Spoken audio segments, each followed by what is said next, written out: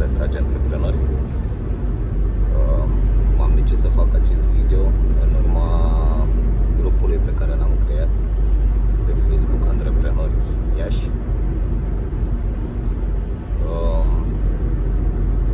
Am luat decizia să fac acest video pentru că îmi doresc să tratez destul de multe subiecte în acest grup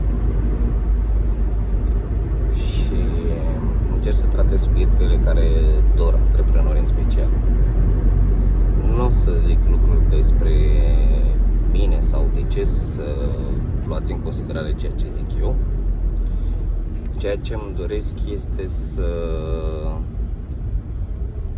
tratați sau să încercați să puneți în practică lucrurile pe care vi le spun și să vedem dacă funcționează sau nu. Subiectul pe care m-am decis să-l tratez astăzi este concurența. Tuturor sau toți antreprenorii le frică de concurență, cei care au deja un business sau cei care vor deja sau vor să deschidă un business, le frică de concurență. O să merg pe principiul sau pe ideea că toată lumea are, există peste tot, de ce să mai fac și eu? Și de aici apare teama asta de a deschide. Cum putem să tratăm concurența sau care e principiul special care poate trata concurența? Este diferențierea. Cum putem să facem această diferențiere între noi și celelalte business-uri asemănătoare cu noi? Sunt serviciile. În primul rând trebuie să ne știm produsele și serviciile foarte bine. Dacă nu știm ce vindem sau nu știm ce vinde compania noastră, atunci nu o să putem să fim diferiți față de concurență. După ce ne știm produsele foarte bine, ar trebui sau să ne setăm niște garanții. Ce înseamnă aceste garanții? E de ce clientul să cumpere de la tine și să nu cumpere de la concurență, să zicem.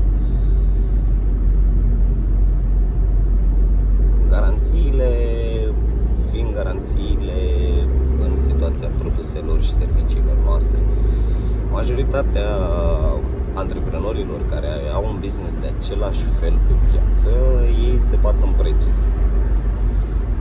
Fiecare începe să dea prețul din ce în ce mai jos față de celălalt, cu 5 lei, 50 de bani, 0 lei, și în momentul ăla compania devine, sau produsul și serviciul respectiv devine neprofitabil pentru compania sa. Face un fel de act de caritate. Să nu dăm prețurile mai jos, există următoarea soluție.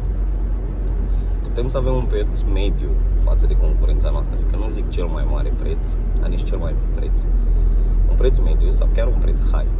Doar că trebuie să avem o garanție a produselor foarte bine definită.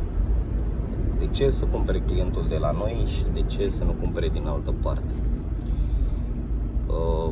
Fiecare client va cumpăra un produs sau un serviciu, indiferent de prețul lui, doar dacă garanția este foarte bine definită. Ce înseamnă acea garanție? Că tot vorbesc de ea. Nu vorbesc garanția produselor sau serviciilor cele oferite de legea în vigoare, nu știu, 24 de luni pe produsele electronice. Nu, toată lumea de asta sau toată concurența face asta. Este de ce să cumpere clientul de la noi.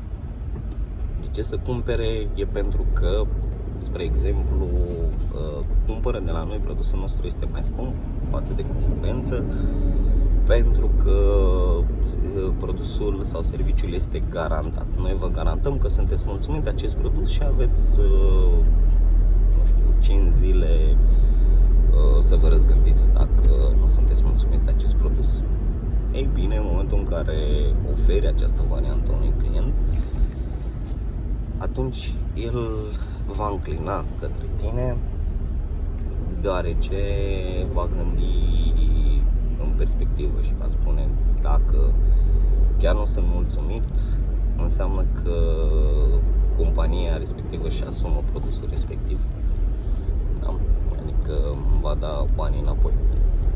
Ceea ce pe mulți clienți siguranța asta sau garanția unui produs îl face să se încline spre tine. Este normal ca prețul tău să fie unul mediu sau mai mare decât concurența, atâta timp cât și produsul sau serviciul este de calitate și poți să oferi o garanție de achiziție a unui client. În principiu să fie mult mai încrezător în produsul tău decât în celelalte produse ale concurenței. Nu știu dacă e o noutate sau nu, ceea ce v-am spus acum pentru unii din voi. În schimb, mi-aș dori pentru cei care fac asta sau știau acest lucru, e să vină cu un feedback. Da, eu fac asta de ceva timp, într-adevăr, clienții noștri sau clienții înclină mai mult spre noi pentru faptul că oferim această variantă clienților, această garanție a produselor sau serviciilor noastre.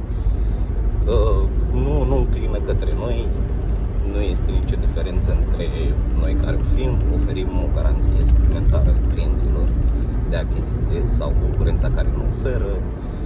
Mi-aș dori să vină cu aceste feedback-uri. De ce? Pentru că așa vor învăța ceilalți care nu fac asta. Dacă acest lucru este benefic sau nu în cadrul companiei sau în cadrul produselor, serviciilor noastre și în cazul vânzării produselor, serviciilor noastre. Cam atât momentan pentru astăzi. Sper să vă gândiți la o soluție pentru cei care nu oferiți garanții sau garanțiile produselor sau serviciilor voastre și să căutați o soluție pentru asta.